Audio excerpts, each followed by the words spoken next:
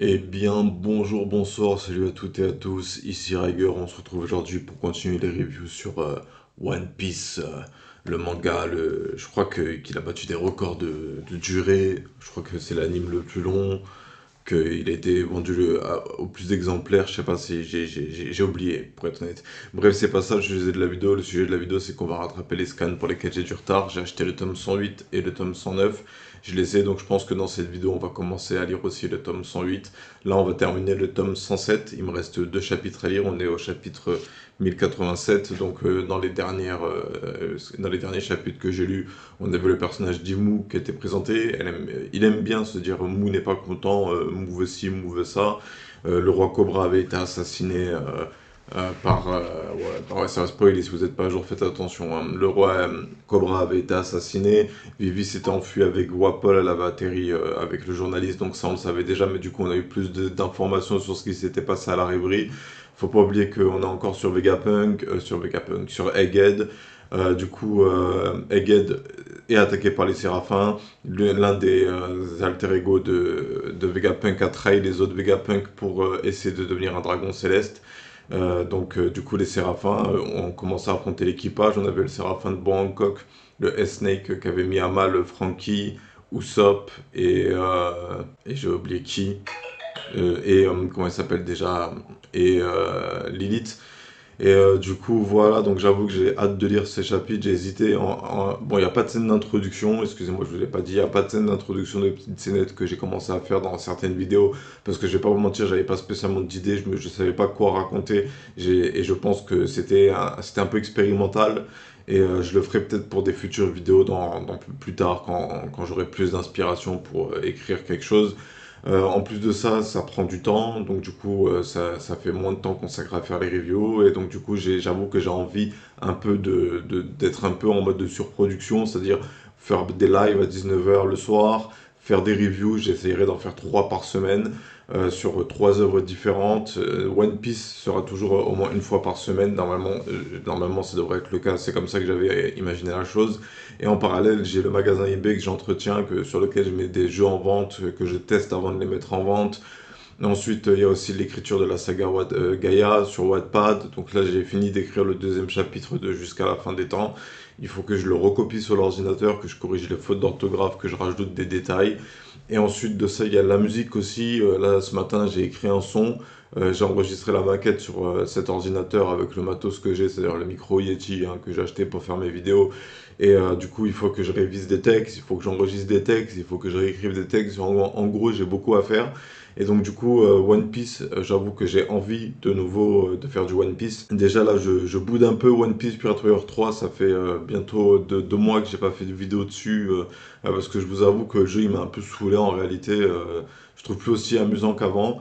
Mais bref, de chez bref, écoutez, vous êtes là, c'est pour les reviews de chapitres. Alors, du coup, sans plus attendre, on va attaquer la review du chapitre 1087.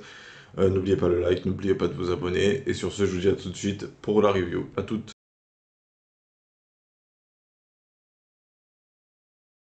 Ok, chapitre 1087 lu, donc ça reprend. Alors le géant dont j'ai oublié le nom tombe dans l'eau, mis KO par Garp avec un coup de poing. Pour être honnête, j'ai pas souvenir d'avoir lu cette page, peut-être que j'ai pas fait attention. Ensuite, on apprend qu'une partie des marines qui étaient venus secourir Kobe ont réussi à s'enfuir avec des prisonniers, des soldats de la marine, et donc du coup ils sont sur un bateau en fuite. Garp, il échange des coups avec Kuzan. Il y a un flashback. Garp qui se souvient comment est-ce qu'il a pris Kuzan sous son aile. Kuzan qui l'avait demandé. Garp qui voulait pas être encombré d'un apprenti. Puis il a entraîné en frappant un bateau sans utiliser le fluide, sans utiliser les pouvoirs des fruits du démon, juste avec la force du corps. Il renie son élève. Il le dit au bout d'un moment dans le chapitre. Il renie son élève. Qu'est-ce qui se passe d'autre? Ah oui, il y a une scène assez importante. Au bout d'un moment, il y a quelqu'un qui se fait passer pour un citoyen en danger qui demande de l'aide. Kobe va pour l'aider, mais en fait c'était un piège. Garp il intervient au dernier moment. Shiryu de la pluie lui plante son sabre dans le bide. Donc du coup Garp prend un coup critique. il est en difficulté, à la fin du chapitre, il est au sol, il est essoufflé. Et là, on voit, il y a aussi un échange de coups, excusez-moi, j'avais oublié un échange de coups avec celui qui a mangé le fruit de l'alcool, qui balance une boule de feu. Donc Garp qui se sert de pirate comme bouclier sans vergogne. Et les membres de l'équipage de Barbe Noire qui n'ont pas l'air de beaucoup se soucier de leurs collègues.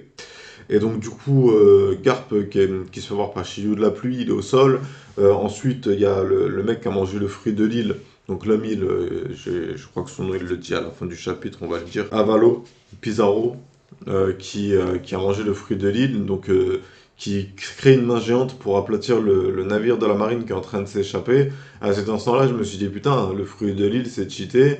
Puis ensuite, j'ai essayé de réfléchir un peu à comment le fruit de l'île pouvait fonctionner. Et ça fonctionne peut-être comme le fruit de Pika, c'est-à-dire Pika, il pouvait contrôler la pierre du moment qu'il rentrait dans la pierre, mais il avait une sorte de noyau, entre guillemets, c'est là où il se trouvait, qui était la faiblesse de la pierre qu'il contrôlait.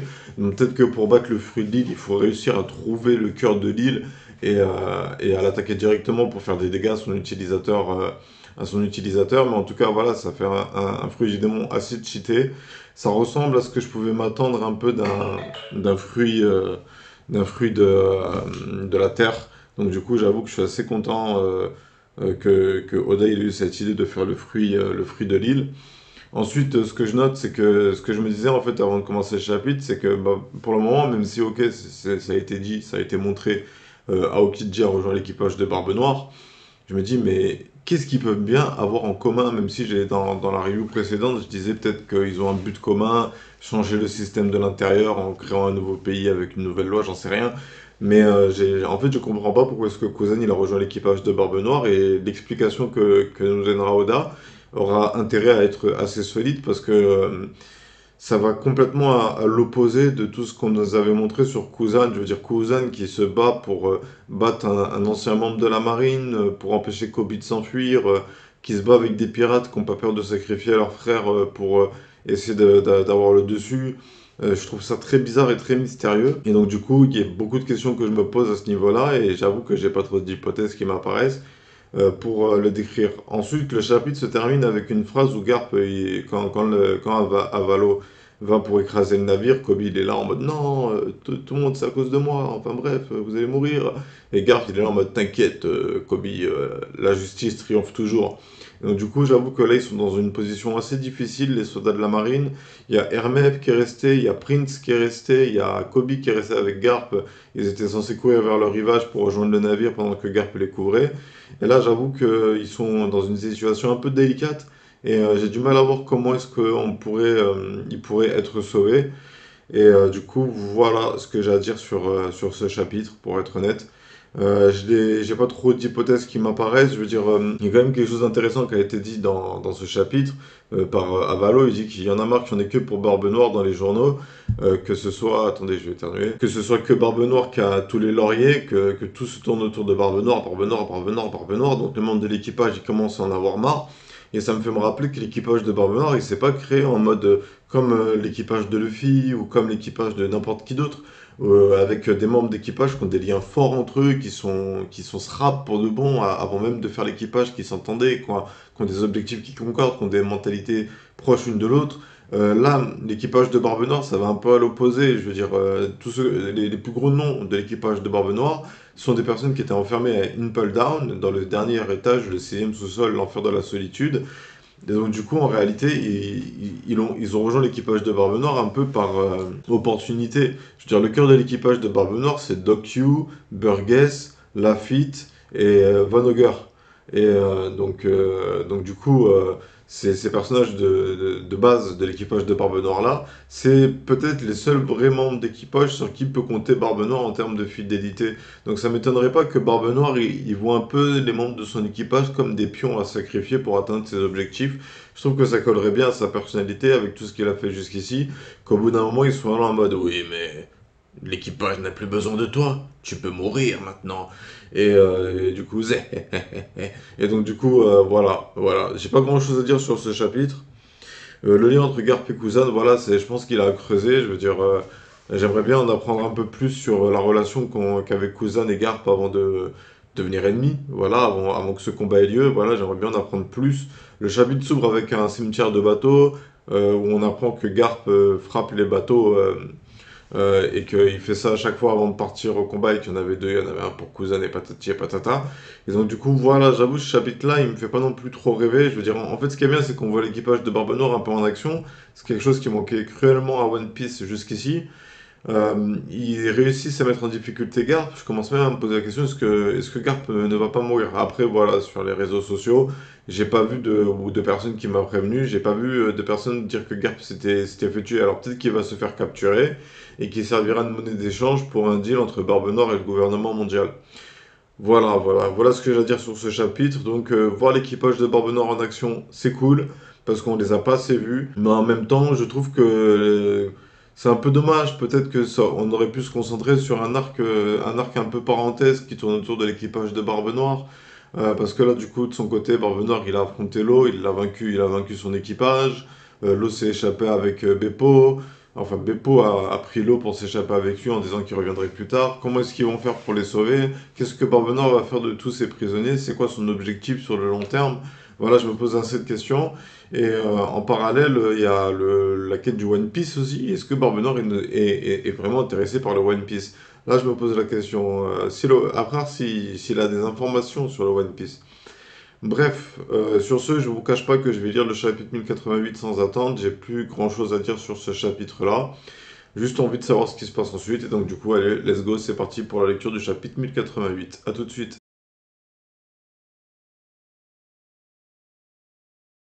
Ok, chapitre 1088 lu. J'avoue que j'ai bien aimé ce chapitre, il était assez stylé à lire.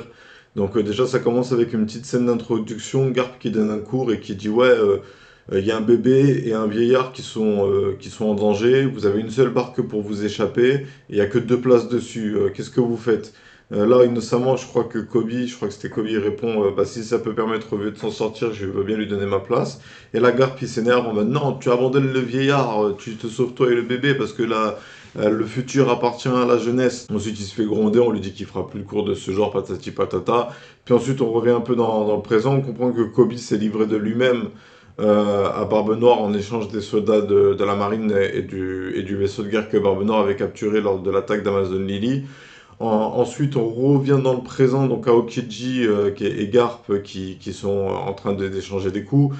Garp qui s'avoue pas vaincu, c'est-à-dire malgré le fait qu'il a pris une blessure quasiment mortelle, il arrive à mettre un coup assez puissant à Okiji, il crée une diversion, ensuite on découvre, et c'est ça que j'ai bien aimé dans ce chapitre, c'est qu'on découvre la faiblesse d'un fruit qui semblait être over-cheaté, c'est-à-dire que le fruit de l'île, en réalité, si vous faites des dégâts à l'île qui est en train d'être manipulée, le possesseur du pouvoir, même s'il est dans le cœur et qu'il est à l'abri, ressent les dégâts avec son corps. Donc voilà, c'est un pouvoir cheaté, mais il y a une faiblesse. C'est-à-dire si tu arrives à détruire une main géante qui crée, ça lui fait des dégâts au niveau du bras. Voilà, donc à cet instant-là, Garp il établit un plan. Il est là, Hermep couvre tes collègues, Prince protège des pierres qui vont tomber, et toi, Kobe, tu détruis la main géante après mon ouverture. Kobe qui est dans l'hésitation, qui ne sait pas s'il va y arriver, mais qui est déterminé à le faire. Il écoute Garp, donc il fonce. Garp, comme je vous l'ai dit, il met un coup à Avalo.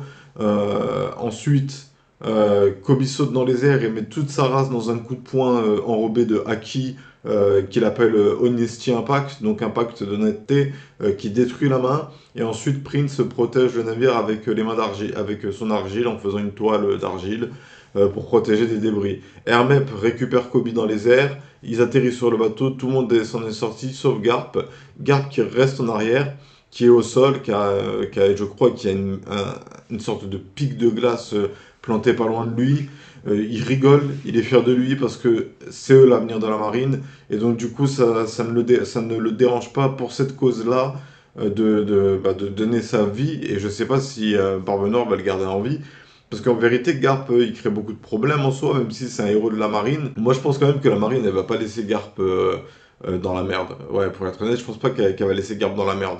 Mais par contre, le truc là, c'est que sur la tête de Garp, il y a 300... combien ils disent? Il a 3 couronnes, aussi cher que pour les amiraux de la Cross Guild. 3 milliards de berries. Voilà, donc c'est à peu près le même 3 couronnes, ça vaut... Une couronne vaut 1 milliard de berries, donc 3 couronnes, 3 milliards de berries. Et c'est presque autant que... Enfin, à 1 milliard près, presque autant que la prime qu'il y a sur les empereurs. Voilà, donc ce chapitre-là, je l'ai bien aimé. Retournement de situation, pour être honnête, je suis content que l'équipage du SMORD, c'est-à-dire que l'équipe de Gobi, d'Hermep, toute la bande s'en soit sortie. Je suis pas triste pour Garp parce qu'il part quand même sur une note héroïque en réalité. Il a su montrer de la détermination, de l'investissement et il croit dur et fermement au concept de la justice tel qu'il le conçoit et que ces jeunes mousses seront capables de devenir des soldats de la marine qui pourront aider des gens. Et donc du coup, partir comme ça, j'avoue, c'est classe en réalité. Pas aussi classe que la mort de Barbe Blanche, mais voilà, après rien ne dit que Garp est mort. Les journaux, ensuite à la fin, on a un petit résumé du narrateur qui dit que en gros on apprend dans les journaux que Kobe est de retour, que Garp, on n'a plus de contact avec lui, et que Luffy s'est retranché à Egghead. Et on voit à la fin du chapitre plein de navires qui arrivent sur Egghead. Et donc du coup, voilà, c'est ce qui conclut le tome 107. Donc un tome 107 riche en révélations. J'ai bien aimé. Alors en fait, je trouve ça dommage. J'ai pas à vous mentir, je vais vous le dire, Franco. Je trouve ça dommage que pendant l'arc Egghead, pendant qu'on est concentré sur Vegapunk, sur Luffy, sur des révélations sur le Nika Nika no Mi potentiellement, sur le siècle oublié, sur la technologie d'un ancien royaume antique qui avait une technologie plus développée, un peu comme l'Atlantide. Bah, je trouve ça un peu dommage qu'on se concentre sur d'autres personnages. Même si j'aime bien aimé les histoires qu'on m'a racontées, en fait, c'est juste que je pense qu'il aurait dû faire une parenthèse. Soit il le racontait à la fin de l'arc Egghead, genre, et pendant qu'il se passait ça du côté de Luffy, il s'est passé ça du côté de Garp et compagnie. Ou alors avant l'arc Egghead, c'est-à-dire entre Wano et Egghead. Voilà, donc du coup, j'avoue que bah, j'ai bien aimé cette lecture, pour être honnête, hein. J'ai bien aimé le personnage de Kobe a bien évolué depuis sa première apparition dans l'œuvre. On apprend dans ce chapitre justement qu'il a continué de s'entraîner comme un dingue parce que l'entraînement de Garp, il trouvait pas ça suffisant pour devenir un soldat de la marine assez fort. Et donc du coup, il a continué de s'entraîner, de s'entraîner, de s'entraîner. Et c'est le genre de choses qui motive en réalité à lire. C'est-à-dire de voir des personnages qui font face à des difficultés et qui réussissent non pas parce que ce sont des élus de la réincarnation du dieu tout-puissant de Nika Nika, mais parce qu'ils se sont entraînés et qui se sont donné les moyens d'atteindre leur objectif. Ça, c'est inspirant. C'est plus inspirant qu'un héros élu qui a tout pour lui dès le début. Du coup, voilà. Ou qui a tout pour lui depuis le début. Voilà. Donc, du coup, on va commencer le tome 108. Sur la couverture du tome 108, il y a Kizaru. Et je suis tombé sur des extraits d'animes et sur des extraits et sur des pages aussi en faisant des recherches One Piece, mais pas sur pas sur les chapitres, hein, chercher genre des images ou des trucs comme ça. Et j'ai appris des dingueries, donc du coup, let's go, c'est parti pour la lecture du tome 108 et je reviens tout de suite derrière pour vous faire la review du chapitre 1089. À tout de suite.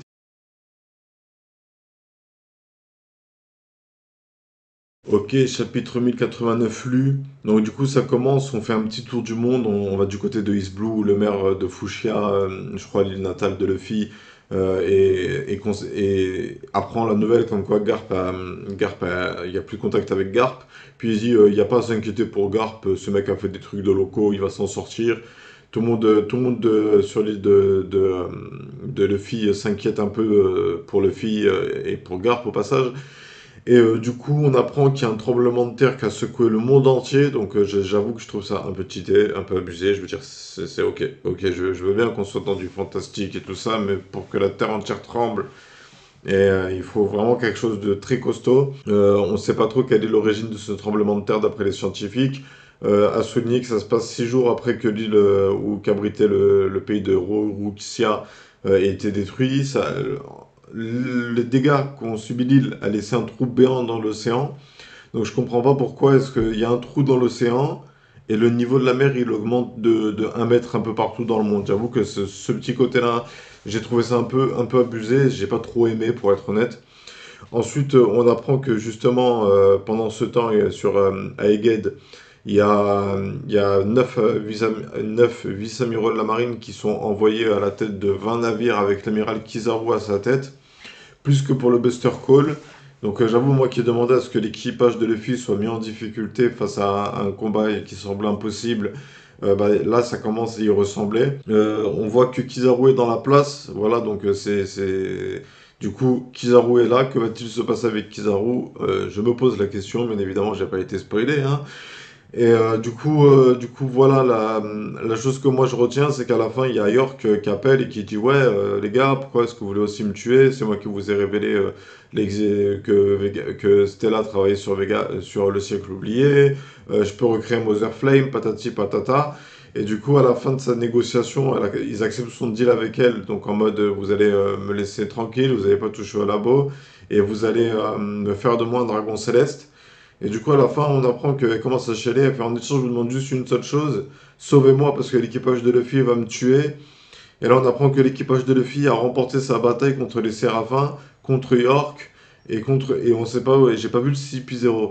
Et là, j'avoue que je suis un peu dégoûté à ce niveau-là, que ça ne nous ait pas été d'abord montré, parce que je sens qu'il va y avoir des arcs flashbacks, c'est-à-dire comment est-ce qu'ils ont fait pour battre les Séraphins, patati patata.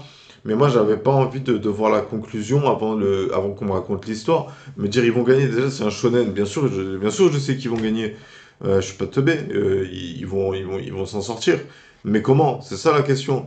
Et du coup, voir la conclusion de l'arc maintenant, c'est-à-dire York elle a été battue, les Séraphins ont été évincés, et l'équipage de Luffy a réussi à reprendre le dessus de la situation sur Egghead, bah moi ça me plaît pas, pour être honnête. J'aurais préféré qu'on se concentre sur le présent. Mais bref, de chez bref, peu importe.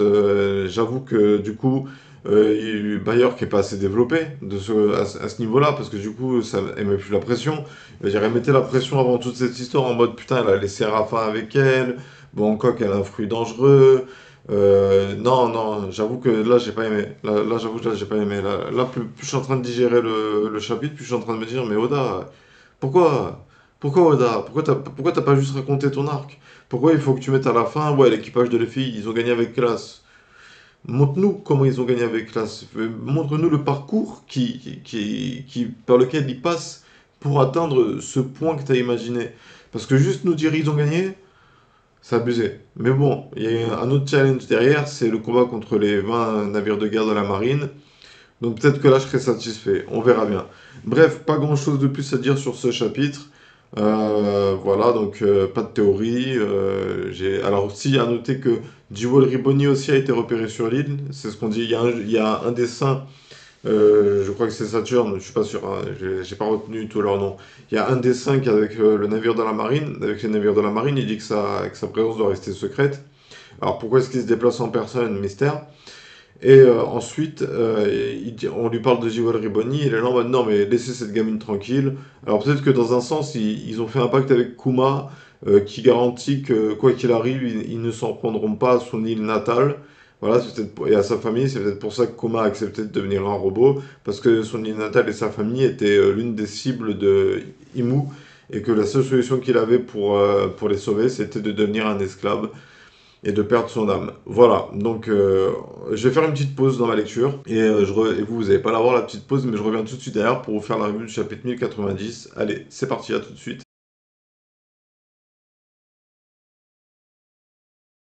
Ok, chapitre 1090 lu. Alors j'avoue que je suis pas trop fan de la tournure de la narration.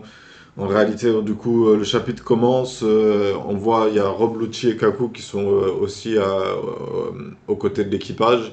Rob Lucci a l'air de réfléchir à ce qui se passe, puis plus tard dans le chapitre, il contactera la marine pour leur donner des informations sur la situation actuelle de l'équipage de Luffy. Alors on apprend qu'en gros les Séraphins ils ont été emprisonnés dans des bulles de savon d'eau de mer qui sont faits que les bulles dans lesquelles ils ont été emprisonnés peuvent résister à des obus et donc du coup qui sont bien comment dire capturés, captifs. J'avoue que je suis un peu dégoûté. On n'y a pas droit. On n'a pas vu le combat contre les Séraphins. Pourtant, ça s'annonçait stylé pour être honnête, même si j'étais un peu dégoûté il y a très longtemps, hein, lorsque j'ai repris One Piece, parce que je comprenais pas pourquoi est-ce que les Séraphins représentaient une telle menace du point de vue de la narration. Je dis pas en fait, c'est surtout l'échelle des puissances qui pour moi n'a pas été respectée.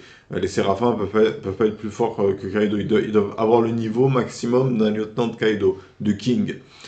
Du coup, on n'a pas vu Zoro contre le S Hawk, donc la copie de Mihawk. On n'a pas vu Sanji contre le S Shark, la copie de Jinbei. On n'a pas vu comment est-ce qu'on fait pour battre le S Snake, la copie de, euh, de Bois Hancock, et on n'a pas vu le combat contre le Sbire, la copie de Kuma. Donc je vous avoue que je suis assez dégoûté à ce niveau-là, pour être honnête, parce que Egghead, c'est pas un arc qu'on avait attendu, Vegapunk est un personnage qu'on avait attendu. Je trouve qu'il avait bien été traité. En plus de ça, dans ce chapitre, on apprend qu'il y a un mort de plus. Je crois que c'est Edison ou Pythagore, je sais pas. En tout cas, un des deux est vivant. Donc on a vraiment perdu Shaka. On a perdu un autre Vegapunk. Et du coup, tout ça nous a pas été montré. Et du coup, je trouve ça vraiment pas logique de la part de Oda. En fait, c'est comme si Oda, en écrivant ce chapitre, il s'était dit: oh, il flemme en fait. Un flemme de faire des dessins et des combats et d'imaginer des pouvoirs. Flemme, hein. Il y a déjà suffisamment de personnages dans mon œuvre, il se passe suffisamment de trucs dingueries que je peux très bien sauter un arc. Et du coup, la seule explication qu'on a pour la raison pour laquelle l'équipage a été dépétrifié par Bois Hancock, c'est que Luffy a croisé le S-Snake et lui a demandé de dépétrifier les gens et qu'elle a accepté parce qu'elle est tombée sous le charme de Luffy. Voilà, donc un peu dégoûté. Point qui est intéressant à noter, c'est que du coup, Vegapunk il explique que le log post de Nami n'a pas fini de se charger, mais qu'ils peuvent toujours se diriger vers une des deux autres destinations que le log post avait enregistrées. Il y en a une qui est au nord-est, et au nord-est de Egghead, c'est l'île de Erbaf. Et donc du coup, l'équipage va se diriger vers Erbaf dans sa fuite. Mais au cours de ce chapitre, il faut noter qu'il y a Kizaru qui intervient. Donc le doyen précise que le dôme de protection utilise des lasers pour protéger les entrées et les sorties. Et donc Kizaru, en tant qu'homme lumière, doit avoir la capacité de passer à travers ces lasers. C'est le cas, il utilise son pouvoir pour se téléporter, il attaque directement Sentomaru, et donc du coup il y a un gros coup qui est donné, Sentomaru qui dit qu'il a la garde la plus puissante du monde en mode tu m'auras pas Kizaru. Et du coup Kizaru versus Sentomaru ça commence, assez stylé. Hâte de voir ça, hâte de voir un combat avec Kizaru, parce que Kizaru, voilà, c'est un amiral de la marine. C'est le seul qui est resté amiral de la marine après l'ellipse, hein. Sakazuki Akainu a été promu amiral en chef. Kusa Naokiji a rejoint l'équipage de Barbe Noire, et donc Kizaru est le seul amiral de pré-ellipse à avoir gardé son poste. On l'a pas vu depuis un bon moment, on l'a vu faire une petite apparition lorsqu'il apparaît de Weeble, le fils de Barbe Blanche, pour nous le présenter en tant que Shishibukai. Et donc du coup, j'avoue que depuis Shamboji, en réalité, le fils a quand même une revanche à prendre sur lui. C'était à l'époque où l'équipage n'avait aucune idée de ce qu'était le haki. Ils venaient à peine de s'initier au haki. Entre guillemets, quand je dis initié, c'est dans le sens où ils l'avaient vu pour la première fois avec Riley, qui a utilisé l'Haki des rois pour assommer pas mal de gens, et que Kid Elo avait résisté à son Haki des rois, il s'était pas évanoui, et que Riley était en mode vous avez de la trempe, les jeunes. Et donc, du coup, voilà, il y a une revanche à prendre. Et donc, Kizaru qui est présent sur l'île, la marine qui s'apprête à attaquer l'île, Rob Lucci qui n'a pas changé de camp. J'avoue que pendant un moment, j'ai presque cru qu'on allait apprendre que Rob Lucci et Kaku allaient rejoindre le clan de Luffy. Et j'avoue que ça aurait été la plus grosse des surprises. C'est-à-dire on ne nous raconte pas ce qui s'est passé, on ne nous le montre pas. Et au lieu de juste voir l'équipage Luffy victorieux, on voit le Rob Lucci et Kaku prêts à suivre Luffy dans leur fuite parce qu'ils se sont rendus compte qu'ils n'avaient pas d'échappatoire. Mais non, Rob Lucci est prêt et continue de travailler pour la marine. Du coup, voilà. Donc, autre point que j'ai noté, c'est que Jibul Riboni n'est plus triste. Elle est même plutôt contente, elle a la pêche. Elle se dit: ah, super, je vais me balader avec vous, l'équipage. On va aller à Airbaf, ça va être trop cool. On va pouvoir manger, patati patata. Et du coup, bah, on sait pas non plus ce qu'elle a appris dans le flashback. Donc, du coup, voilà. Et en fait, le truc qui va me gêner, c'est que j'ai peur que la narration soit embrouillée, en fait. C'est-à-dire qu'un coup, on soit dans le présent, un coup, on soit dans le passé. Un coup, on est dans le présent, un coup, on est dans le passé.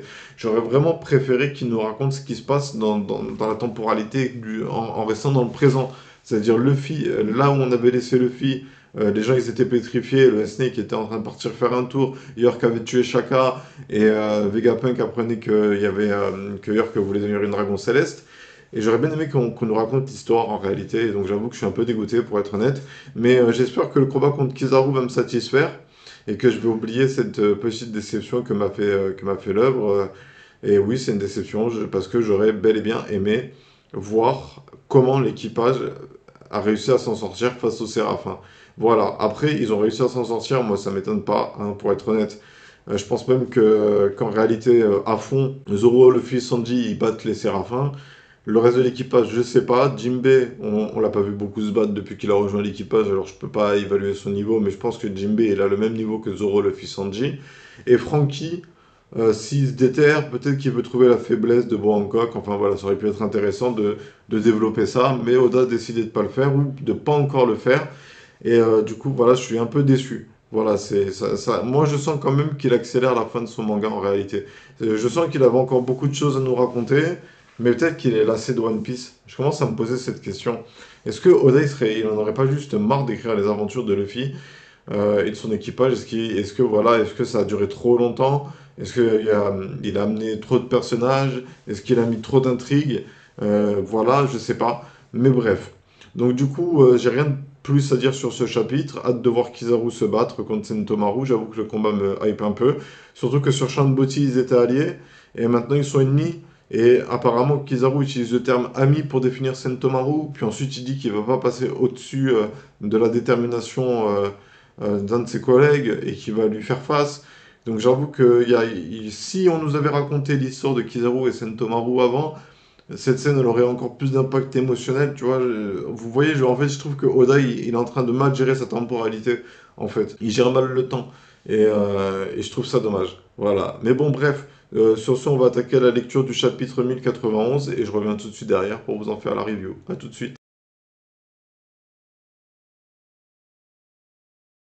Ok, chapitre 1091 lu. Alors, j'avoue que, du coup, dans un SBS, Oda, il avait raconté l'histoire de Sentomaru. Et donc, du coup, là, on a eu le droit à quelques pages qui racontent un peu le passé de Sentomaru, comment est-ce qu'il a rencontré Vegapunk et Kizaru. Vegapunk et Kizaru avaient été envoyés sur une île pour battre des ours. Mais les ours avaient été vaincus par un jeune garçon qui était Sentomaru et qui cherchait un travail, voilà, parce qu'il en avait marre de vivre avec les habitants de son village parce qu'il les trouvait faibles et que lui, il avait envie de travailler pour avoir de l'argent et pour s'acheter à manger. Donc Vegapunk lui a proposé de devenir son garde du corps. Sentomaru a accepté. Et pour être un bon garde du corps, il a demandé à Kizaru des conseils. Donc j'imagine que Kizaru et Sentomaru ont eu un lien très proche pendant très longtemps en tant que maître et disciple. Et du coup, il y a un échange de coups assez bien dessiné, je trouve. Pour être honnête, j'avoue que c'est assez spectaculaire de voir Kizaru se battre. Parce qu'il a une certaine nonchalance, un certain style. Je veux dire, il est un peu au ralenti quand il parle dans l'anime, je m'en rappelle, il était un peu mochi mochi, mochi mochi, ouh. Et du coup, qu'il soit un peu, comment dire, déjà il a épargné Sentomaru, il a pas tué Sentomaru, parce que il le considère comme un ami proche. Par contre, il considère qu'il faut éliminer Vegapunk. À cet instant, quand Rob Lucci se rend compte que la marine est en train de prendre ne serait-ce qu'un tout petit peu l'avantage sur la situation, il décide de retourner sa veste encore une fois. Hein, fallait s'y attendre. Hein, je comprends pas pourquoi ils les ont pas mis dans des bubblegum dès le début, hein, pour être honnête. Et donc du coup, Rob Lucci va pour tuer Vegapunk, mais Stussy, la colonne de Madame Stussy, hein, la mère de Weebel, s'interpose et prend le coup à sa place. Est-ce qu'elle va survivre? Est-ce qu'elle est morte? On verra bien. Hein. Oda il nous a bien montré qu'il n'avait pas peur de faire mourir ses personnages, en tout cas les moins importants pour le moment. Et du coup, Sanji prend le bubble gun qu'avait Nami, il enferme Kaku, et ensuite Zoro et Rob Lucci échangent des coups. Rob Lucci il est assez déterminé, il est là en mode ouais, avec Kizaru on va faire qu'une seule bouchée de vous. Du coup, de l'autre côté, Luffy, Lilith et Jewelry Bonnie, je crois, avec Franky, se sont dirigés au Sunny, ils sont en train de le déplacer pour le faire amarrer au nord-est. Et Luffy décide de faire face à Kizaru. Et donc du coup, voilà, il va y avoir un combat Kizaru versus Luffy. Donc, du coup, qu'est-ce que ça va donner ce combat? Est-ce que ce combat va être bien écrit? Est-ce que ce combat va encore faire augmenter la prime de Luffy s'il gagne? Enfin, en tout cas, il y a de fortes chances pour que la prime de Luffy augmente à la fin de cet arc. Hein. C'est devenu un peu un classique. À la fin de chaque arc, la prime de Luffy augmente par rapport aux événements qu'il a fait. Mais aussi, le plus stylé, je trouve, dans les transitions d'arc, c'est pas spécialement les primes. Même si c'est stylé de voir la prime des équipages avec les photos. Et en plus, c'est un délire. C'est un délire, les primes. Mais ce qui est stylé, c'est de voir un peu l'impact qu'a Luffy sur le monde. Et donc du coup, j'avoue que j'ai hâte que Egghead se termine. Mais je crois que le 109, il est aussi sur Egghead.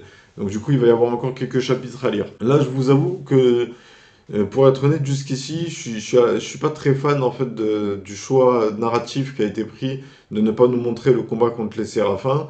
Et encore une fois, c'est quelque chose que j'avais déjà remarqué à la Tea Party, mais ça se concentre beaucoup au niveau des combats sur Luffy en réalité. C'est Luffy qui a les combats les plus époustouflants depuis cette apparition, depuis l'ellipse. Il y a que Luffy qui a des moments vraiment tendu en réalité des combats où la défaite sourit aux deux combattants et où tu te dis est-ce que Luffy va le vaincre? Donc avec ce combat, j'espère qu'on aura cette pression qui sera présente, qu'on pourra se dire putain, est-ce que Luffy va réussir à battre Kizaru? Parce que maintenant, après, c'est plus pareil, hein, c'est plus comme il y a 2 ans, hein, quand Kizaru il avait mangé le fruit de la lumière, que tout le monde essayait de lui mettre des dégâts, mais que personne n'y arrivait. Maintenant, il y a le haki de l'observation, le haki de l'armement, le haki des rois, on peut envelopper le haki des rois, on peut propulser le haki de l'armement, il y a plein de trucs qui font que le pouvoir de la lumière, il n'est pas si petit que ça. En plus, Kaido, il l'a dit, les vrais combattants, ils utilisent le haki plus que les pouvoirs du fruit du démon. Donc, c'est pas spécialement si intéressant que ça d'avoir mangé un fruit du démon, finalement. Enfin bref, voilà, qu'est-ce que j'ai à dire de plus sur ce chapitre? Bah, pour être honnête, pas grand-chose. Juste que voilà, j'espère que le combat il sera vraiment palpitant. Mais j'aurais aimé, franchement, j'aurais aimé voir d'autres membres de l'équipage se battre. J'aurais aimé voir Jinbei se battre, j'aurais aimé voir Zoro se battre, j'aurais aimé voir Sanji se battre, j'aurais aimé voir Franky se battre, Nami, Usopp, Brook, Robin, Chopper même. Je veux dire, depuis l'ellipse, en réalité, on dirait que ce rituel de trouver un adversaire à chaque membre de l'équipage, il a un peu été abandonné par Oda et je trouve ça vraiment dommage. Parce que dans le Nouveau Monde, j'avoue qu'il a eu quand même des idées assez stylées. Il y a eu le fruit de la barrière qui permet de créer des barrières. Il y a eu le fruit de l'étendard qui permet de rendre souple tout ce qu'on touche, comme une feuille de Diamante. Il y a eu le fruit de la pierre. Là, il y a le fruit de l'île. Il y a le fruit de la forêt, il y a le Loga de la lumière, il y a le Loga de la glace, il y a le Loga des ténèbres aussi, il y a le fruit du bistouri dont on ne connaît pas les limites. Il y a plein de pouvoirs dans One Piece et c'est dommage de ne pas voir Oda s'amuser avec ces personnages-là et nous proposer des combats. Je veux dire, là en fait, j'ai l'impression que c'est limite des figurants, les membres de l'équipage. Même Sanji, qui avait pourtant toujours été traité avec un peu de bienveillance par Oda, même Sanji, il a l'air d'être de plus en plus effacé. Je veux dire, pourquoi c'est pas Sanji qui affrontera Bluetchi? Hein? Pourquoi il faut que ce soit Zoro? Est-ce que Zoro, il aurait pas été plus utile à affronter des vice-amiraux? Genre un combat, j'en sais rien, moi, genre Zoro versus 3 vice-amiraux. Des trucs comme ça, des trucs où tu te dis, ah putain, est-ce qu'ils vont y arriver? Voilà, c'est ça qui manque. Parce que là, pour moi, il y a 100 navires de la marine, mais les pacifistas se retournent parce que du coup, Kizaru a vaincu Sentomaru, il utilise la plus d'autorité pour dire aux pacifistas de s'en prendre aussi Weapon. Donc du coup, la situation devient critique. Et c'est à cet instant-là où il faut que l'équipage brille, en fait. C'est maintenant qu'il faut faire en sorte que Nami, Usopp, Franky, Jinbei, Robin, Zoro, Chopper, Vivi, enfin Vivi, Jewelry Bonnie, je sais pas pourquoi il y a Vivi. Je crois que c'est Vivi ou Jewelry Bonnie? Non, c'est Vivi, je suis sûr et certain. Bref, c'est le moment où justement il faut montrer que l'équipage est présent. Et c'est ça qui manque cruellement en réalité. C'est qu'on n'a pas ce sentiment qu'il y a un équipage. On a l'impression que Luffy il avance tout seul et qu'il a ramené quelques potes avec lui pour le regarder se battre. Voilà, c'est ce que je pense. Alors j'espère que le chapitre 1092 saura me satisfaire. Je vous cache pas que je vais faire une autre petite pause. Je vais pas l'enchaîner tout de suite. J'ai un peu vapoté, me poser tranquille. Et je reviens tout de suite d'ailleurs pour vous faire la review du chapitre 1092. A tout de suite.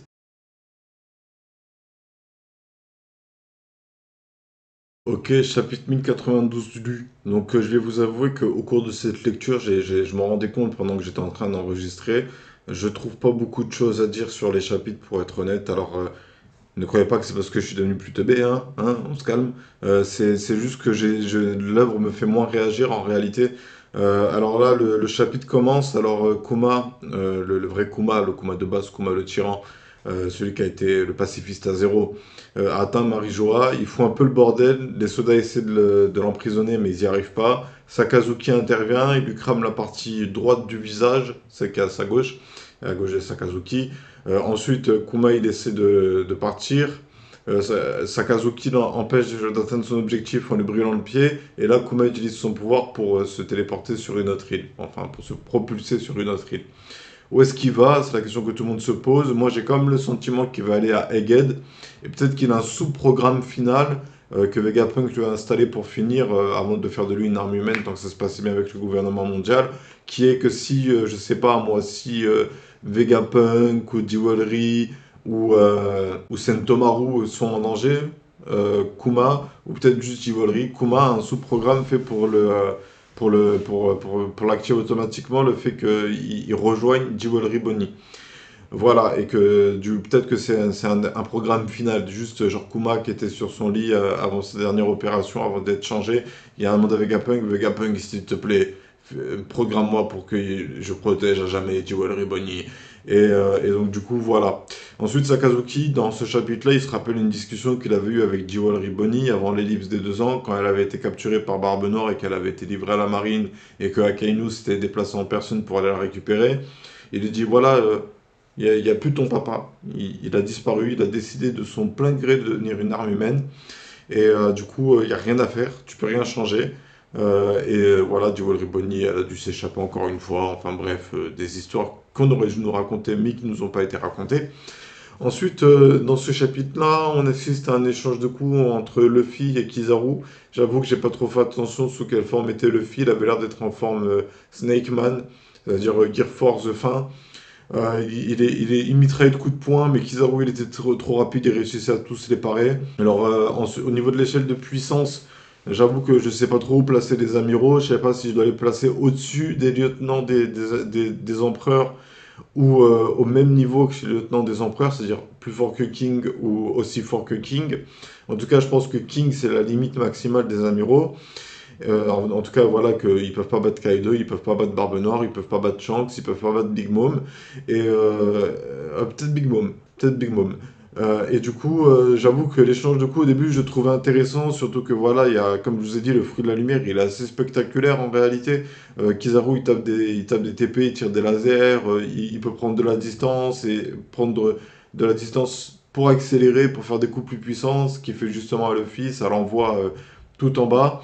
Luffy qui remonte, Kizaru qui s'en prend au robot géant qu'avait construit Vegapunk avec un petit souvenir. Ouais, Kizaru, j'ai réussi à construire le robot géant de nos rêves. Et du coup, on voit bien que Kizaru, il a un peu de l'affect dans cette mission, qui met de côté ses émotions pour remplir son rôle de soldat de la marine. La vraie question maintenant que je me pose, c'est pourquoi est-ce que Kizaru, il est aussi impliqué dans la réussite de cette mission s'il y a l'affect qui rentre en compte? Est-ce qu'il est au courant, est-ce qu'il connaît des secrets du gouvernement, ou c'est juste qu'il croit dur et fermement au principe de la marine. Voilà, donc à développer en réalité, il faudrait un peu plus développer la personnalité de Kizaru, parce que du coup on comprend pas trop, il est pote avec Vegapunk et Sentomaru, mais il écoute les ordres de la marine, ça lui déplaît pas de cibler des navires, de citoyens, parce qu'ils ont étudié le siècle oublié, et qu'il n'y a pas le choix, il faut les tuer, un peu comme c'est arrivé avec Aokiji, lorsqu'il avait gelé Saoru, Akainu, lui, qui était déjà matrixé à l'époque de Ohara, il était déjà matrixé par le gouvernement mondial. Voilà, donc je trouve dommage que cet échange de coups ne dure pas plus longtemps, pour être honnête, entre Luffy Gear Force et Kizaru mode lumière, hein, je sais pas comment on pourrait appeler ça. Parce que du coup, alors Kizaru il va un peu à droite à gauche, il détruit le robot, Jewelry s'attaque à lui, mais il esquive l'attaque, il la propulse dans le dôme de protection, donc elle prend des rayons dans la gueule, et donc du coup elle est mise hors course. Franky va pour lui tirer un Radical Beam, mais Kizaru avec sa vitesse de la lumière il disparaît, il atterrit à côté de Vegapunk, il est là en mode bon Vegapunk je te connais, tu me connais, on était collègues et tout, tu vois, faisons ça vite. Et à cet instant-là, Luffy revient de tout en bas, en Gear 5, c'est-à-dire en mode éveillé Nika Nika. Et là, à cet instant-là, je me suis dit, ah super, ça va encore devenir n'importe quoi. Le Gear Force de Luffy était juste trop stylé. La première fois que Luffy a utilisé le Gear Force, j'étais super enthousiaste et super surpris. Je veux dire, c'est con, hein. Avec le Gear Sengon, il accélère son flux sanguin. Grâce à ses gènes élastiques, il est capable d'encaisser l'accélération de son flux sanguin. Avec le Gear Surge, il fait gonfler ses os. Avec le Gear Force, il fait gonfler ses muscles. Et le Gear 5, c'est... En fait, il change de fruit du démon avec le Gear 5. Enfin bref, et moi je suis pas fan du Gear 5. pour être honnête. Je suis pas fan de Luffy Nika Nika. J'aime pas. Et moins j'en vois, plus je suis content. Et pendant un moment, je pensais qu'on allait vraiment se concentrer sur un duel Luffy-Kizaru. Je veux dire, ça me paraissait être logique que ça prenne cette forme. Mais là, Luffy, il a sorti l'éveil. Il attrape Kizaru à la fin du chapitre. Il est là en mode, ouais, tu m'obliges à remonter de loin. Et à la fin du chapitre, tout à la fin, on voit le robot géant qu'on avait vu en début de cet arc dans les ruines, dans les déchets. Je ne sais pas comment on appelle ça. Dans ma feuille, j'ai marqué les sous-sols de l'île. Mais ce qui était dans les tréfonds de l'île, on voit le robot se réactiver. Et donc, du coup, qu'est-ce qui va se passer? Voilà, du mystère. Mais en réalité, je trouve que c'est un peu bordélique, pour être tout à fait honnête. Je pense que Oda, il aurait dû se concentrer sur un combat Luffy-Kizaru. Je veux dire, pas chercher midi à 14, faire intervenir quelques vice-amirals pour faire des combats. Il aurait dû faire du classique. Là, en fait, ça sent que, comme je le disais dans d'autres reviews, Oda, ça sent qu'il avait encore beaucoup de choses à raconter, en fait. Mais j'ai l'impression qu'il veut aller à l'épilogue de son manga le plus vite possible, en passant par tous les points qu'il avait imaginés, quitte à les raccourcir si nécessaire. Résultat, ça fait que le nouveau monde, à part Dressrosa, la Tea Party et un peu Wano, les deux premiers actes, bah, le nouveau monde, je trouve qu'il n'a pas été à la hauteur de la première partie du manga, pour être tout à fait honnête avec vous. J'ai eu des déceptions aussi à la Tea Party, hein, quand Jinbei il a refusé de tourner la roue et que moi je m'attendais à un retournement de situation. Jinbei en manipule ses souvenirs, il croit que le fils est son ennemi. En fait, il y a plein de potentiels arcs narratifs que Oda n'emprunte pas, et quand il peut faire simple, et quand c'est cool de faire simple, il essaie de faire un truc compliqué, comme là avec cette histoire qui se passe à plusieurs endroits en même temps. Un coup t'es avec les révolutionnaires, un coup t'es avec la Cross Guild, un coup t'es avec Barbe Noire, un coup t'es avec Kid, un coup t'es avec Shanks, un coup t'es avec Marijo, un coup t'es avec Kuma, un coup t'es avec Kizaru. Ça va dans tous les sens. Et ça rend pas la lecture fluide. Quand je lis les chapitres, j'oublie la page précédente parce que, parce que c'est pas assez impactant. Il se passe tellement de choses en fait. Il y a tellement de moments de dialogue, de moments qui peuvent sortir du lot s'ils étaient amenés d'une manière différente, qu'il n'y en a aucun qui se démarque vraiment des autres. La seule chose que je retiens, c'est que Kizaru il a le fruit de la lumière, il affronte Luffy, et que putain de merde, la première partie du combat elle est un peu décevante. Au début, quand j'ai vu le premier échange de coups, je me suis dit, ouais, là ça va être stylé. Là ça va être stylé. Il va y avoir, euh, il va y avoir un combat palpitant, un combat intense, un combat pertinent, un combat qu'on attendait depuis longtemps dans un sens, un amiral contre Luffy, même si ça nous avait été teasé dans les génériques de l'anime, Zoro il affronte un amiral, Sanji il affronte un autre amiral et Luffy il affronte un troisième amiral. Ça se dessinait comme ça au début, mais là apparemment voilà, il a sacrifié Kizaru pour avoir un ennemi de taille, parce que c'était un peu ça aussi le problème. Et c'est aussi ça que j'aime pas dans la tournure de cet arc. C'est que York, en fait, ça aurait pu vraiment, mais vraiment, l'histoire de la défaite de York aurait pu être un arc super intéressant. Le combat contre les Séraphins, et York qui est l'antagoniste principal, mais comme elle est moins forte, elle représente pas une menace par elle, mais elle représente une menace par rapport aux séraphins qu'elle peut utiliser. Ça aurait pu être stylé que York qu'elle ait préparé un piratage, et que je sais pas, d'abord elle commence par les séraphins dans le dôme, ensuite elle désactive la protection du dôme, ensuite elle retourne les pacifistas contre tout le monde, et le fils se retrouve attaqué par tous les pacifistas, par tous les séraphins. Ça aurait pu être stylé ça. Ça aurait pu être stylé, l'équipage qui est un peu pris, qui est un peu surmené. Ça aurait été stylé. Mais non, Oda il a préféré ellipser cet arc, nous raconter un combat contre Kizaru qui pour le moment bah, au début s'annonçait cool, mais le simple fait que le combat et j'ai l'impression qu'on est en train de regarder, bref c'est One Piece. Voilà, bref c'est du One Piece. Voilà. Donc du coup j'avoue que voilà, je suis un peu déçu hein, pour être honnête. J'avais de grandes attentes, j'en avais pas au début, puis j'en ai eu et maintenant je suis déçu. Et donc du coup j'avoue que je sais pas trop sur quel pied danser. Parce que du coup, ça me fait moins réagir, ça fait moins envie de dire il s'est passé ci, il s'est passé ça, est-ce que ça va amener à ci, est-ce que ça va amener à ça. Dis-moi, Riboni, maintenant, elle veut plus tuer Vegapunk. Pourquoi? Parce qu'elle a vu le passé de Kuma. C'est quoi le passé de Kuma? Si seulement tu savais, mon petit. Sinon, je t'ai raconté que Kizaru, il aimait bien les nouilles. Oda, t'as pas géré sur ce coup. T'avais tous les éléments, il avait tous les éléments pour faire un arc intéressant, épique, qui se concentre pour une fois sur un aspect plus psychologique plutôt qu'un aspect d'échelle de puissance. Mais bref, voilà. Donc j'avoue, je suis un peu déçu. Là, il est 4 heures, il me reste encore 1 heure de lecture pour être honnête, je vous avoue que je vais le faire. Je vais lire One Pice. Je vais lire One Piece. Je vais lire le maximum de chapitres avant 17h. Là, peut-être encore deux autres. Mais voilà, déçu, les gars, déçu, déçu. Voilà, tout simplement déçu. Déçu par la tournure que prend l'arc. Alors que ça aurait pu être quelque chose de stylé. Voilà. En plus de ça, voilà, comme j'ai dit, après d'un coup, on va retourner sur Rob Lucci. La caméra va dans tous les sens. La caméra va dans tous les sens. C'est pas fluide à lire. C'est pas fluide à lire. C'est pas comme Skyward. Où Skyward, c'est fluide à lire et c'est palpitant. Et où tu te sens investi et concerné par l'histoire du personnage. Là, vu que c'est un shonen, on sait que Luffy va gagner. Voilà, hein, il a battu Kaido, il va pas perdre contre Kizaru quand même. Mais justement, là où ça pourrait être intéressant, ça aurait été que l'équipage de Luffy ait une alliance avec Rob Lucci qui apprend que le gouvernement a prévu de les tuer parce qu'ils sont au courant qu'ils ont tué le Vegapunk originel et qu'ils veulent utiliser le clone de Vegapunk à des fins pour le bien du gouvernement mondial. Et comme ils sont au courant, il faut que personne ne le sache pour les tuer. Ça aurait tellement pu être intéressant. Vous imaginez le retournement de situation? Rob Lucci, le mec auquel tu t'attends le moins, même si ça a été fait avec Crocodile, avec Mr. Two, avec Mr. Three, avec Mr. One, avec qui d'autre comme allié de Luffy, avec Baggy, genre parce qu'ils étaient tous Impel Down. Là, ça aurait pu être stylé en vérité que Rob Lucci, parce que je vois pas ce qu'il peut nous raconter avec Rob Lucci en tant qu'ennemi. Je dirais à part un mec qui est complètement matrixé par le gouvernement mondial, qui se fait battre par Zoro ou par Sanji. Et même, voilà, là je commence à m'inquiéter, j'ai peur que Sanji ne soit jamais développé et qu'on attend deux arcs pour avoir un moment Sanji. Là déjà, dans cet arc-là, il aurait dû préparer un moment de Jinbei. Là, Jinbei, c'est un putain de figurant. Je crois même pas qu'il a dit une seule phrase depuis que je lis tous ces chapitres. Qu'est-ce qu'il fout dans l'équipage, putain? Qu'est-ce qu'il fout dans l'équipage? Enfin bref, chapitre 1092 lu.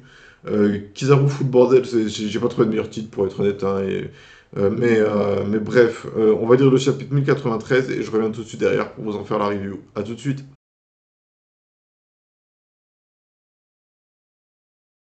Ok, chapitre 1093 lu, j'ai essayé de prendre un peu plus de notes pour ce chapitre, là je me suis chauffé, je me suis motivé, je me suis dit, Riyad, vas-y, dès qu'il se passe un truc, tu le notes.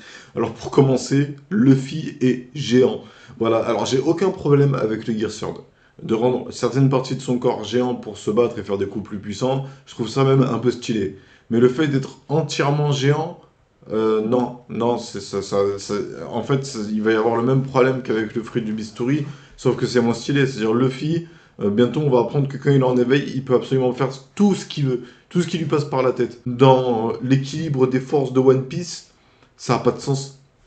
Les fruits du démon, ils offrent déjà des capacités pour certains assez puissantes, même que des fois ça a desservi le scénario, comme avec le fruit de Perona, où des adversaires très puissants, juste parce qu'ils se font toucher par un fantôme, ne veulent plus se battre. Avec le fruit de Sugar, où juste parce que des personnes se font toucher par une petite fille, ils ne peuvent plus être humains, et tout le monde les oublie. Là maintenant, on a Luffy qui peut être géant, Luffy qui changer la texture du sol, la texture de ses ennemis. Bon, c'est à la fois un côté stylé en réalité, parce que ça va un peu dans la continuité de l'éveil du Gomu Gomu no Mi. Dans le sens où si l'éveil d'un fruit du démon, comme par exemple Doflamingo, on a vu qu'il pouvait changer ce qui l'entourait en fil, Luffy qui puisse changer certains objets en élastique, en réalité ça peut être cool, ça. Même il y a eu un moment dans cet arc-là, quand Luffy fait le rocket avec le tuyau, quand il affronte Rob Lucci à son arrivée sur l'île, j'avoue que ça c'était stylé. Mais il y a des limites quand même, parce que il y a une différence entre faire un truc à la fois stylé et comique, et faire un truc juste comique, et essayer de le rendre stylé. En fait, j'ai l'impression que Oda, quand il utilise le Gearface de Luffy, il est là en mode regardez, j'ai une bonne idée, je vous jure, c'est une bonne idée, je peux faire ci, je peux faire ça, il peut faire ci, il peut faire ça. Voilà, t'avais qu'à inventer un autre fruit du démon, je sais pas, genre Luffy qui bouffe un deuxième fruit du démon et qui survit grâce à la force de la volonté. Ça aurait pu être stylé, mais garder le Gomu Gomu no Mi comme le Gomu Gomu no Mi, c'était, pour moi, c'était essentiel à One Piece. Ça tuait le cœur de One Piece en réalité. Luffy, il avait un pouvoir simple qui savait rendre efficace et qui savait tordre dans tous les sens pour augmenter ses performances au combat. Maintenant qu'il a atteint l'éveil, il peut faire absolument tout ce qu'il veut, comme je l'ai dit, avec son corps, la matière qui l'entoure, et potentiellement ses adversaires aussi, comme on a pu le voir contre Kaido. Voilà quoi, donc excusez-moi de pas être hypé par Luffy qui fait n'importe quoi et qui se bat en faisant n'importe quoi. Et surtout avec ses réactions à la con d'enfant de 8 ans. Luffy il a toujours été sérieux pendant les combats, même si des fois il déconnait un peu, il disait des conneries, il a toujours pris les combats au sérieux. Là, maintenant qu'il se bat, on dirait qu'il joue à la bagarre avec un de ses potes. Résultat, Kizaru il en profite pour le feinter, il est là en mode non mais en fait, il a pas compris c'est quoi une bataille en fait. Moi, ma cible c'est Vegapunk. Tu vois, j'en ai rien à foutre d'affronter Luffy. Tu bloques le chemin, je te contre, je te dégage, je t'esquive, j'attaque Vegapunk. Donc, en gros, ta mission c'est pas de faire le fou et de croire que je vais t'attaquer, c'est de comprendre qu'à la moindre ouverture qu'il va y avoir, je vais attaquer Vegapunk. Parce que ma mission c'est de tuer Vegapunk. Donc il faut que tu protèges Vegapunk. Ensuite, il se passe d'autres choses. On apprend dans ce chapitre-là que Divol Ribboni a atterri aux étages inférieurs, donc elle a été propulsée en dehors du dôme par Kizaru, elle a pris des lasers dans la gueule, elle est tombée, et lors de sa chute, Sentomaru s'est relevé dans un dernier élan de guerrier pour la rattraper et lui dire « La marine arrive, pars Jewelry, pars, la marine arrive !» Et j'avoue que ça, c'est assez stylé. Et c'est ça le problème, en fait. C'est qu'il y a des trucs stylés à côté de choses qui ont, j'ai l'impression, sont juste là pour remplir des pages et pour atteindre un quota de nombre de cases dessinées. Et en fait, j'ai l'impression que Oda, il a une sorte de crampe au cerveau dans ses chapitres, qui sait plus quoi raconter. Enfin, il sait quoi raconter, mais il sait plus comment le raconter. Mais il a un contrat qui lui dit de faire des scans toutes les semaines. Et donc, du coup, il remplit les pages. Il dessine un truc, il fait ouais, un arc autour de York et les Séraphins ellipsé. Le combat Luffy Kizaru, Kizaru s'en bat les couilles et Luffy fait n'importe quoi. Non, non, je suis désolé. En fait, j'ai même du mal à supporter ça. Mais justement, je me suis fait une raison hein, en lisant ce chapitre. Je me suis dit, bah voilà, le One Piece que j'aimais, il n'existe plus. Il n'a pas évolué, en tout cas il existe encore parce qu'il y a toujours les anciens épisodes, mais il n'a pas évolué comme je m'y attendais, en devenant de plus en plus mature et de plus en plus sérieux au fil de l'avancée des arcs, parce que les enjeux deviennent de plus en plus importants, en rajoutant une petite dose d'humour de temps en temps, parce que c'est ce qui faisait le charme de One Piece. Là j'ai l'impression que Oda, en fait, on dirait un humoriste qui n'arrive pas à faire rire son public. C'est vraiment le sentiment que j'ai. C'est vraiment le sentiment que j'ai. Pourtant, il y a plein de bonnes idées. Hein. Les Séraphins, je trouve que c'est une bonne idée, mais pas développée. Je veux dire, les Séraphins, ils nous l'a teasé pendant je sais pas combien de chapitres, à nous dire oui, c'est les humains les plus forts, c'est les humains les plus forts. Attention, ils les ont envoyés. Oh, mais qui a court-circuité la hiérarchie des Séraphins? Qu'est-ce qu'on va faire? Vous avez aucune chance contre ces Séraphins. Ellipsé. Ouais, voilà. Voilà, c'est ça One Piece. Les moments stylés sont ellipsés, les moments lourdingues, ils sont rallongés. Ah là là, et j'espère qu'ils comptent pas sur les hors-séries pour faire des trucs, hein, parce que s'ils confient la tâche aux hors-séries de combler les vides de son manga, je vous assure qu'on va avoir le droit à un beau bronze, pas un bronze, ce sera un bronze tellement bronzé qu'il sera doré. Voilà. Bref, un bronze en or. Bref, alors du coup, Zoro continue son combat contre Rob Lucci. Ça, je trouve ça intéressant. Et en plus de ça, voilà, je l'avais pas dit, et maintenant j'en profite, j'y pense. C'est vraiment dommage qu'on n'ait pas vu Zoro affronter le S-Hawk. Parce que Zoro, il a toujours pas eu de combat contre un sabreur digne de ce nom. Et c'était un peu le thème de Zoro. Tous ces combats, ça tournait autour de l'utilisation de l'épée. C'était le thème, l'épée, l'épée, l'épée, l'épée, l'épée. Donc là, on le voit affronter Rob Lucci. Bon, ça en dit loin sur le niveau qu'ont atteint l'équipage de manière générale, même si Rob Lucci est en état d'éveil, Zoro lui tient tête. Donc j'avoue que ce combat-là me hype un peu, parce que voilà, voilà, Rob Lucci, quitte à le faire de lui un méchant, autant que ce soit pas Luffy qui le réaffronte, ça me paraît tout à fait legit. Mais du coup, je trouve ça dommage que encore une fois, Sanji, il n'ait pas de moment. Et j'espère que, parce que là, du coup, Sanji se met en mouvement, il apprend que Bonnie a besoin d'aide. Donc il va descendre. J'espère que Sanji va se retrouver, genre, lui, face à trois amiraux de la marine. Trois vice-amiraux de la marine, genre, qu'ils le prennent en tenaille avec Nami, avec Franky et les Vegapunk qui essaient de s'enfuir avec Jewelry Bonnie à bord de leur tank. Parce qu'on le voit dans la couverture, hein, le tank en question. On le voit juste ici. Et du coup, je trouve que, en fait, c'est ça le problème, c'est que à chaque fois, ça me donne de l'espoir. J'ai l'impression que c'est comme avec mes relations avec ma famille, à chaque fois que j'en parle à mes thérapeutes. À chaque fois, j'ai l'impression que ça va changer, que ça va être différent et que ça va correspondre à mes attentes. Et en fait, non. En fait, non. Et maintenant, ça commence à me faire peur, pour être honnête. Ça commence à me faire peur. Surtout que il y avait beaucoup de hype. Il y avait beaucoup de hype, hein. Et au final, cette hype, je la comprends pas. Je me souviens de la vidéo où je me suis énervé, où j'ai désactivé les commentaires parce que j'avais vraiment pas envie d'entendre les avis des gens à ce niveau-là. Mais je le redis, et cette fois-ci, je laisse les commentaires activés. Mais Oda, il se fout complètement de notre gueule. Il est en train de nous fuck avec violence. Tout ce qu'il fait, c'est remplir des cases avec des dessins. Il raconte plus d'histoire. Et à chaque fois qu'il a l'occasion de raconter une histoire, elle dure 2 pages, 3 pages. Et je suis déçu. Franchement, je suis déçu. Je suis déçu de la tournure du manga. Je suis déçu de la tournure du manga. Bref, ce que j'ai noté, c'est que Vegapunk va à tout prix sauver Bonnie. Est-ce que Bonnie n'utiliserait pas son pouvoir pour paraître plus vieille que ce qu'elle est vraiment? Est-ce que Bonnie, ce serait pas encore une enfant? Je viens à peine d'avoir l'idée. C'était pas préparé. Parce que là, en gros, moi j'avais noté Vegapunk va à tout prix sauver Bonnie. Et Vegapunk qui dit je laisserai pas la marine faire du mal à une si petite fille. Qu'est-ce qui se passe? Est-ce qu'elle a utilisé le fruit de l'âge pour se vieillir, histoire d'être respectée dans le monde des pirates? Ah, ça, ce serait intéressant. Ça, ce serait intéressant. Voilà, voilà. Bon, quoi dire de plus sur ce chapitre? Ouais, l'échange de coups avec Kizaru est stylé quand même. Les pouvoirs de Kizaru, c'est grave stylé. Il est envoyé vers l'eau, il décide de se mettre en milliers de perles. Ensuite, des perles, ça deviennent des copies de lui, qui servent de diversion pour Luffy pour qu'il puisse attaquer Vegapunk. Luffy qui prend le coup de laser, qui le disperse un peu à droite à gauche, qu'il a du mal à l'encaisser. Voilà, j'avoue, il y a du potentiel en fait. C'est ça qui me fait plus chier. Il y avait du potentiel. Il y avait un gros potentiel et Oda, il n'a pas exploité ce potentiel. Je suis un peu déçu de la part de Oda. Pour moi, c'était mon sensei, hein. C'est un peu le papa que j'ai pas eu, Oda, hein.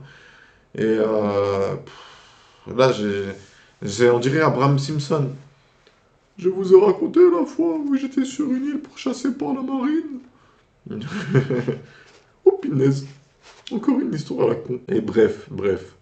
Bon, sur ce, je vois pas quoi dire de plus sur ce chapitre. Donc, sans plus attendre, bah, je vais lire le prochain, le chapitre 1094, et je reviens tout de suite derrière pour vous en faire la review. A tout de suite.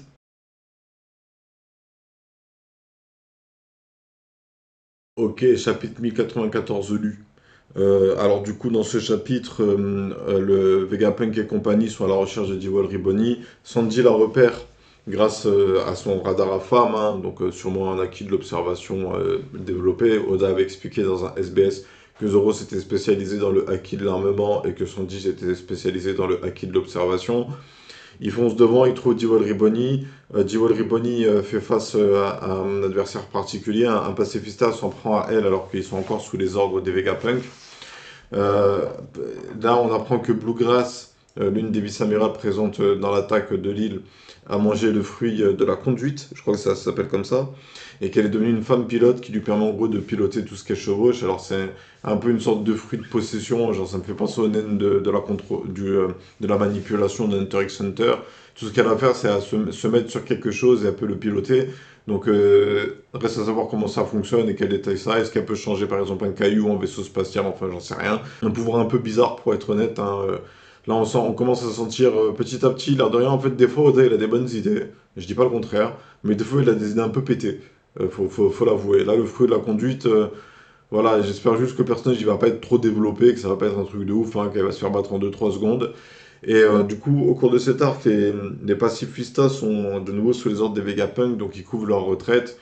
Jewelry Bonnie, comme se fait sauver par Sanji lorsqu'elle fait face à son père, Sanji lui dit que si elle fait pas la part des choses, elle va y passer. Et là, le doyen il se vénère, il est pas content. On annonce aux amiraux de la marine, aux soldats de la marine qu'un des 5 doyens va faire son entrée en scène. Un saut magique apparaît sur le sol, le doyen en sort et il est sous une forme monstrueuse. Donc apparemment la forme humaine des doyens ne serait pas leur véritable forme. Ça soulève des questions, pour être honnête, j'ai peut-être une idée, on en reparlera à la fin de cette review. Mais du coup, j'avoue que ça... Bah, on va en parler maintenant en fait. Je commence à me poser la question, est-ce que les doyens et Imu sont humains? On dit fruit du démon dans One Piece. Est-ce qu'il n'y a pas eu une époque où il y avait des démons sur Terre et ils ont été vaincus, emprisonnés dans des fruits, condamnés à être dans des fruits, et les doyens et Imu seraient encore des démons et prendraient des formes humaines pour se cacher auprès des semblables. Je sais pas, je balance l'hypothèse comme ça, je sais pas, hein, Ouda, je sais pas où tu veux nous amener. En tout cas, j'ai trouvé ça un peu bizarre. Mais pourquoi est-ce qu'il est obligé de passer par le saut magique? Alors peut-être que c'est un pouvoir de fruit du démon, hein, peut-être que je m'embrouille, hein. Mais du coup, ça m'a fait me dire, en fait, les 5 doyens, depuis le début, on les voit faire beaucoup de parlotte, beaucoup parler, beaucoup de blabla. Je pensais pas qu'ils savaient se battre. Je pensais qu'ils étaient concentrés sur la politique, en fait, que c'était des personnages qui avaient un rôle politique, et que ça aurait été des soldats sous leurs ordres, qui auraient eu un rôle de guerrier. Mais apparemment, les doyens savent se taper, ils savent se battre. Le chapitre se termine. Le doyen, je crois que c'est Saturne, du coup. Ouais, c'est Saturne. C'est Saturne. Il apparaît sur le champ de bataille et il a l'air de pas être venu pour faire des câlins et des bisous. Du coup, face à lui, il y a quand même Sanji et Franky. Donc peut-être que Sanji et Franky vont commencer à échanger des coups avec ce doyen. Et peut-être qu'on a trouvé la réponse. Mais après, la question que je me pose, c'est si les doyens, ils étaient plus forts que les empereurs, pourquoi quand les empereurs... Après, c'est vrai, il y avait l'équilibre du monde qui était en jeu, patati patata. Ouais, ouais, c'est vrai, c'est vrai. C'est logique qu'ils s'en soient pas pris aux empereurs sous prétexte qu'ils devaient préserver l'équilibre du monde. Ça peut être un bon argument, ça peut être un bon argument. Mais s'ils sont si forts que ça, pourquoi est-ce qu'ils se tapent pas plus souvent? Voilà, c'est la seule question que je pose. S'ils sont si forts que ça, pourquoi est-ce qu'ils auraient besoin de mentir aussi? Pourquoi est-ce qu'ils diraient pas juste aux gens, bah ouais, c'est nous, vos rois, vous êtes trop faibles pour nous résister, donc on va vous niquer vos mères. Est-ce qu'il va pas y avoir une sorte d'allégorie sur le système capitaliste et sur la République et sur la démocratie, patati patata? Est-ce que Oda, ce serait pas un communiste converti? Voilà, ensuite dans ce chapitre, il y a encore des échanges de coups entre Luffy et Kizaru. Donc Kizaru qui dit à Luffy qu'il sait très bien qu'il peut pas maintenir cette forme très longtemps. Bon, sous cette forme, Luffy il a quand même battu Kaido, donc je trouve ça un peu bizarre qu'il mette pas plus en difficulté Kizaru, en tout cas pas plus tôt. Ensuite, Luffy prépare un gros coup de poing, genre en mode Popeye, il gonfle son biceps, il tourne autour de lui, ou je sais pas trop quoi, et il balance un gros crochet dans la tête de Kizaru en le déformant au passage. Et là, même Kizaru, il dit, ah, j'avoue, sur ce coup, il m'a eu. Donc, est-ce que le combat Kizaru-Luffy serait déjà terminé? Je trouverais ça dommage. Pour être honnête, là, ce que j'aimerais vraiment dans les prochains chapitres, et j'espère que ça va être ça, j'espère que ça va être ça dans la suite de ce tome, il reste, là, je suis au chapitre 95, il me reste encore plus de 95, 1, 2, 3, 4, 5, 6, il me reste 6 chapitres. J'espère qu'au cours de ces 6 chapitres, j'aurai le droit de voir Zoro versus Rob Lotti, Luffy versus Kizaru, Sanji Franky versus Saturne. Ça, ce serait stylé. Ça, ce serait stylé. Et ce qui pourrait être encore plus stylé, ce serait que l'équipage batte Saturne, en réalité. Pas qu'il le fuit. Ce serait aussi une possibilité, même si la fuite, je la préférais pour Kaido. Mais juste pour avoir plus de renom. Parce qu'en réalité, moi, j'avoue que je reste bloqué sur ça. Pour moi, le personnage le plus fort de One Piece, c'était Kaido. C'était Kaido. On sait pas il y a qui d'autre derrière. On sait pas s'il y a d'autres pirates, peut-être des chasseurs de primes, j'en sais rien, des trucs qui n'ont pas encore été montrés.